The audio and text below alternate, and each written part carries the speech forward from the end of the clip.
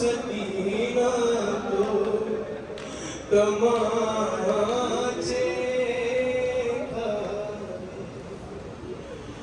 जलते खैमों से निकलते हुए उस बच्ची ने जलते खैमों से निकलते हुए उस बच्ची ने रास्ता पूछा नजफ का तो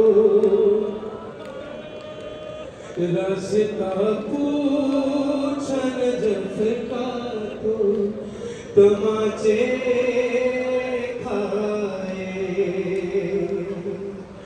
अरे अपने चेहरे को तमाचों से बचाने के लिए अपने चेहरे को तमाचों से बचाने के लिए नन्हे हाथों से छुपाया तो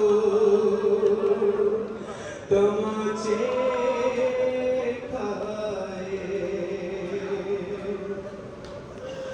भाई का नमूना सा सरगिरदार था जब नेज़े से। भाई का नमूना सा सरगिरदार था जब नेज़े से। उसने गोदी में उठाया तो तमाचे खाए। और गिर गई थी